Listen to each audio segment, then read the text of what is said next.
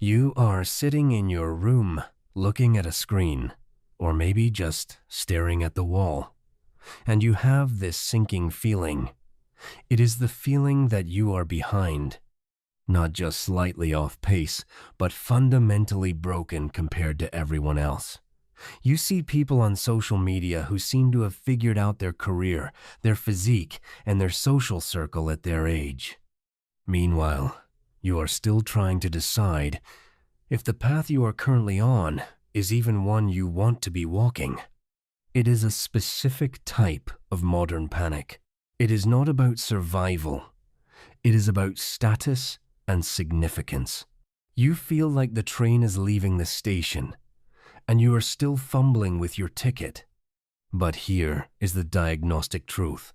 Your panic is not a bug in your system. It is a feature of your current environment. The reality is that your brain is currently experiencing a massive misalignment between your evolutionary biology and your digital reality. You are comparing your unedited, messy interior life to the carefully curated highlight reels of thousands of other people. You are suffering from a chronic lack of data. You think you are the only one who feels this way because the people who also feel lost are not posting about it. They are busy sitting in their rooms, staring at their own walls, wondering why they feel so lost. We should pause here for a moment. Think about that. You are panicking because you think you are failing at a race that doesn't actually have a finish line. Actually, let's look at this diagram on the screen. It is a highly scientific flowchart of your potential life path. You can see how the arrows of ambition, purpose, and career success all eventually converge into one single, unavoidable conclusion. A man staring blankly into an open fridge at 3 a.m. because he can't decide if he wants cheese or if he just wants his life to be different. It is a very complex psychological model. I suggest you study it carefully. So, how do we move from paralyzing confusion to actual momentum?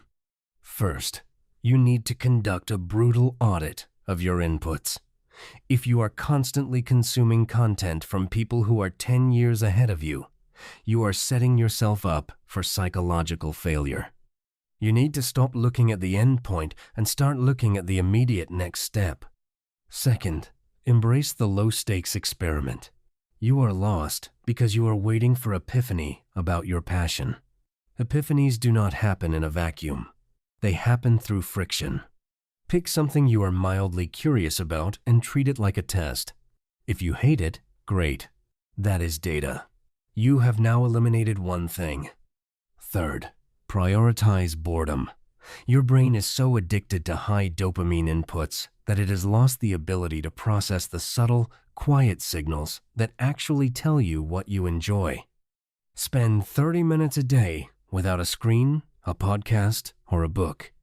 Just you and your thoughts. You will be surprised at how much clarity emerges when you stop drowning it out. Fourth, build a routine that is independent of your mood. When you are lost, you tend to rely on feelings to dictate your actions. That is a trap. You need a baseline set of habits that you perform even when you feel completely uninspired. That is how you build a life that survives the days when you don't feel passionate. Fifth, redefine success as optionality. Don't aim for a specific job title or a specific salary right now. Aim to develop a set of skills writing, coding, speaking, organizing that give you more options in the future. If you don't know what you want to do, focus on becoming the kind of person who is capable of doing anything. The implementation trap here is that you will listen to this, agree with it, and then go back to scrolling. You will tell yourself that you need to do more research. You will tell yourself that you need to find the perfect first step before you start. That is just your ego trying to protect you from the possibility of being mediocre at something new.